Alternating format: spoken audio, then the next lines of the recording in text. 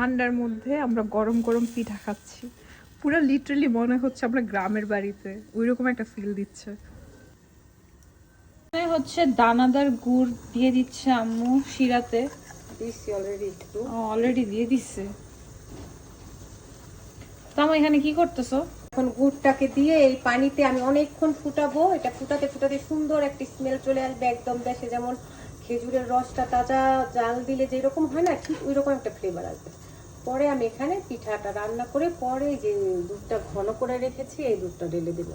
হচ্ছে আস্থা পিওর ফুডের যে গুড়টা আছে দানাদার গুড়, সেটা দিয়ে আমরা এই রেসিপিটা করতেছি। যেখানে আমি চাল ভিজিয়ে রেখেছিলাম ওই চালটারে ব্লেন্ড করে নিয়েছি, একটু শুকনা শুকনা সুন্দর করে একটা ডো করে নিয়েছি। আর এটা শুধু ওই যে নর্মাল আমরা যে এরকম রুটির জন্য ডো করি না ওই রকমই পিঠা বানাবো। এটাকে বলা হয় কি পিঠা? ছড়া পিঠা। ছড়া পিঠা। ছড়া না ছড়া। এই ছড়া পিঠাটা এই তো আমার সব পিঠা বানায় দিয়ে দিছি। এটা সিদ্ধ করে নিতে হবে। কতক্ষণ সিদ্ধ করছো? বেশি সিদ্ধ করতে হয় না, 5 মিনিট সিদ্ধ করে নিলেই হয়।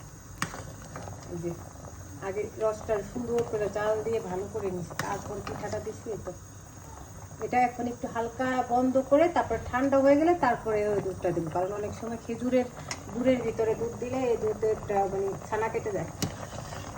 তাই তো একটু হালকা ঠান্ডা করে তারপর দিয়ে দিতে হবে। এই যে আমি এখানে যে ঘন করে দুধ রাখছিলাম ওইটাকে মিক্স করে দিয়েছি। তো এখন দুধটা পুরো ঠান্ডা ছিল তো সমস্যা হবে। ঠান্ডার মধ্যে পিঠা খাও।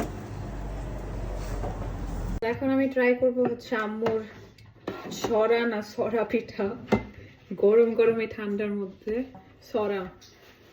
এই পিঠা যারা মানে পিঠা বানাতে পারে না তারা এটা বানাতে পারবে না। Let's see. বিসমিল্লাহ।